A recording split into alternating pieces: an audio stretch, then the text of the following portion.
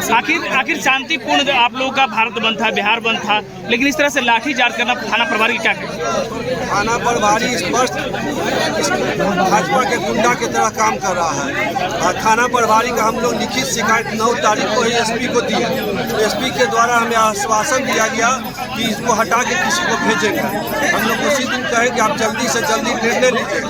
उसके बाद भी एसपी के द्वारा इन्हें नहीं हटाएंगे। इससे स्पष्ट होता है कि भाजपा द्वारा स्पष्ट निर्देश है इस तरह के भाजपा के गुंडा पदाधिकारी है उसे संरक्षण दिया जाए। इसलिए जल्द से जल्द हटाया जाए। यदि इस धरना के माध्यम से नहीं हटते हैं तो हम लोग इससे और भी बड़ा आंदोलन करने का काम करेंगे। और रामजतन जी तो प्रण लिए हैं कि हम आत्मदाह तक करेंगे, लेकिन हम ही लोग इनको रोके हुए हैं कि अभी आप आत्मदाह नहीं कीजिए, आपका हम लोग की जरूरत है। इसलिए यदि इस पर कोई निर्णय नहीं हुआ तो इस निर्णय बृहद रूप में हम लोग आगे भी करेंगे। लॉ एंड ऑर्डर की बात कही जाती है और सुशासन की सरकार कही जाती है, और सुशासन की सरकार में पुलिस के द्वारा इस तरह से किया गया कुकृत्य क्या कहेंगे? लॉ एंड ऑर्डर कहीं नहीं है। और इस जो थाना प्रभारी है इसको जाति विशेष देके बेइज्जत करना मेन थे है। काम पर मुझे कोई टिप्पा टिप्पणी नहीं है। सब जो भी प्रशासन के लोग हैं खुलेआम तहसीली वसूली में लगे हुए। यदि भी लगे हुए तो उसमें मुझे कोई उतना नहीं कर सकते, क्योंकि जहाँ भी पूरा बिहार में सभी लोग तहसीली वसूली के माध्यम से काम करें, लेकिन जाति विशेष लेके जो काम करते हैं उस पर मुझे पूरा आरोप है कि इन्हें बर्खास्त किया जाए, इनके जगह तुरंत दूसरा भेजा जाए। नहीं भेजेंगे तो फिर हम लोग कुछ न कुछ अगला ठोस कदम उठाएंगे। सवाल ये कि अभी हाल में इनकी पोस्टिंग हुई है, कुछ में ज्यादा भी नहीं हुआ है, क्या इनका ये रवैया शुरू से है? शुरू से हम लोग इनका क्या जानेगा, लेकिन यहाँ जब से आया है तब से जाति विशेष देख के काम कर रहा है। आखिर कौन से जातियों को टारगेट कर रहा है? क्योंकि कह रहे हैं कि यादव है तो दम मारो, रविदास है, जाति दलित है तब मारो। इसको पिछड़ा से घिरना है, दलित से घिरना है, और किससे घिरना रहेगा? आपको लगता है प्रशासन जातिवादी भी होता है? इस तरह का तो नहीं होना चाहिए। प्रशासन नहीं ना है, भाजपा के संपोषित गुंडा के रूप में प्रशासन है। अनुवादी तो अब लगता है संवैधानिक अधिकार भी जो है अब नहीं बचेगा, जो सड़कों पर उतर कर लोग प्रोटेस्ट करते हैं। इनके पर अभी तत्काल जो विनोद जी भी केस किए हैं, नरेश जी करेंगे, रामजतन जी किए हैं, इस तरह 10 केस उन पर हुआ है। क्या लोकतंत्र है? मोदी जी अपने वोट पैदा किए। मैं तो इसी जगह रन करती थी, कपड़ा धोती थी। मोदी जी कहाँ कपड़ा धोते? कहाँ? नीतीश जी कहाँ हर जोतने गए थे? यह तो कोई किसान जन मजदूर है।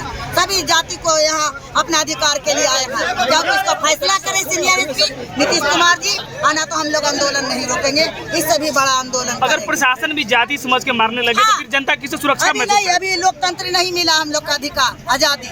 अभी हम लोग का जाति पूछ करके मारा जा रहा है, पिटा जा रहा। गरीब को दमन करना कि करेगा तो क्या करेगा?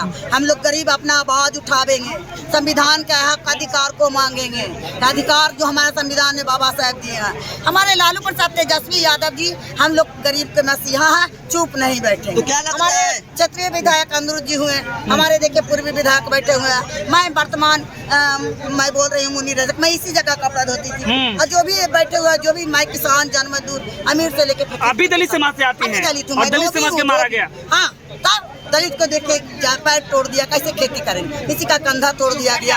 आँख देख करके सरकार अंधा गोंगा बना हुआ है, बहरा भी बना हुआ। सरकार का चुप्पी तोड़ना ही होगा कि चुनाव आयोग का वापस लेना होगा, न तो हमारे तेजस्वी या लालू प्रसाद, हमारे अनुरुद्ध यादव, हमारे क्षेत्रीय विधायक, जनता, कार्यकर्ता, महागठबंधन के लोग बैठे। सत्र शुरू होने वाला है, आप लोग सदन में आवाज उठाएंगे इसके लिए? उठाएंगे। हमारा जिसको इतना सरकार मांग रहा है कि चुनाव आयोग द्वारा, क्या ये आती नहीं है?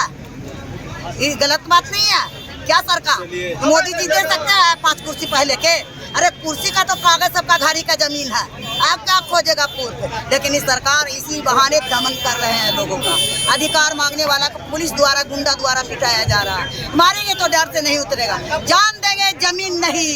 ये अधिकार हमारी है, संविधान अधिकार हमारा है, लोकतंत्र हमारा है, मत हमारा है, वोट हमारा, सत्ता हमारा, शासन तुम्हारा नहीं चाहिए। थाना प्रभारी है, यह दमन करना जानता है। हम लोग क्या पता कि लाठी लेकर घूम रहा है, कहीं जा रहा होगा। जैसे हम लोग वहाँ पहुँचे और यह थाना प्रभारी गया और धीरज यादव अभी यही है, उनको कॉलर धरते हुए गाली दिया, माँ के लगा के गाली दिया और पूछा कि किससे आदेश लिया है। उसका मोबाइल छीन लिया। देखिए कितना साहसिक है, मोबाइल जेबी से निकाल लिया। यह चोरी होता है, डकैती होता है। वर्दी के रूप में यह डकैती करने का काम किया खुसरूपुर थाना प्रभारी।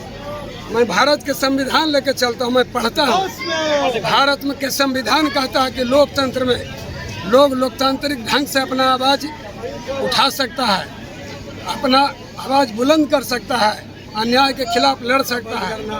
महिलाओं को गाली देना, घर महल के जवान बच्चियों को गाली देना, या कहाँ से वर्दी सिखाता है।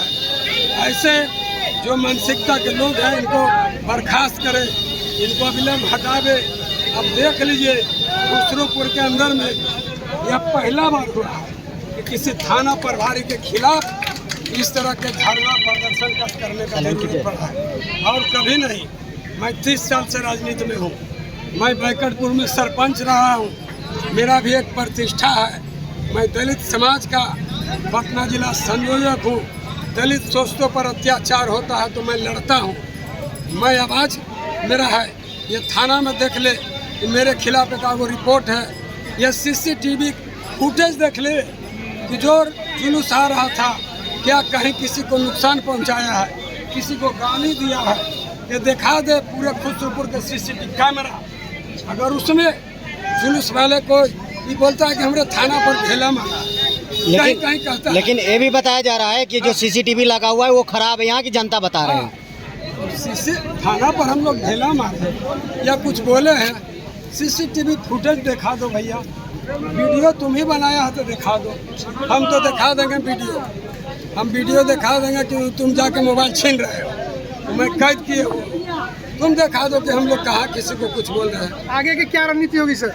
आगे की रणनीति है, हमारे विधायक जी महागठबंधन के लोग SP साहब से पहले ही मिल चुके हैं। अगर इन्होंने आज के बाद भी अगर इनको नहीं हटाया तो हम लोग का अगला कदम होगा कि हम लोग इनके चरित्र, जो इनका चरित्र है, जो जनवरी से आए हैं, जितना अत्याचार किए हैं, सब हम लोग छपावेंगे पर्चा। हम 10,000 पर्चा छपा के पूरे प्रखंड में बांटेंगे और यहीं पर अनिश्चितकालीन धरना देंगे और डेली 500 आदमी रहेगा। जब तक ही थाना प्रभारी को नहीं हटाया जाएगा तब तक यहाँ धरना दिया जाएगा। यही योजना है, और वह भी लोकतांत्रिक तरीके से, संवैधानिक तरीके से, जो हमारा लॉ कहता है, जो हमारा भारत का संविधान कहता है। हम शांतिपूर्वक आंदोलन करेंगे तब तक जब तक इसको हटाया ना चले हैं कि हम संरक्षण है। अगर उतना ही आपको दम है मंजीत ठाकुर जी से मैं कहना चाहता हूँ, कितना ही दम है तो वर्दी की आड़ में क्यों ये सब कर रहे हैं? वर्दी उतार के अब मैदान में आ जाइए, औकात पता चल जाएगा। चुनौती दीजिएगा। चुनौती तो हम खुलेआम दे रहे हैं मंजीत ठाकुर जी को।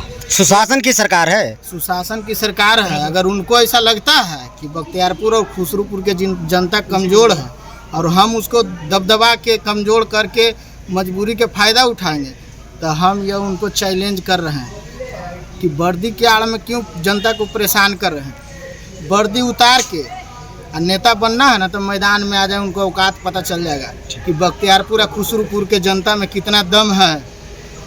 और नहीं तो मैं SP साहब से कहना चाहता हूँ कि इनको जल्द से जल्द खुसरूपुर से तबादला किया जाए, और नहीं तो फिर हम लोग अपना बख्तियारपुर से खुसरूपुर तक और भी बड़ा आंदोलन के तैयारी में हैं। अपना परिचय दीजिए सर। राम लखन सिंह यादव कॉलेज छात्र संघ अध्यक्ष रंजीत कुमार यादव।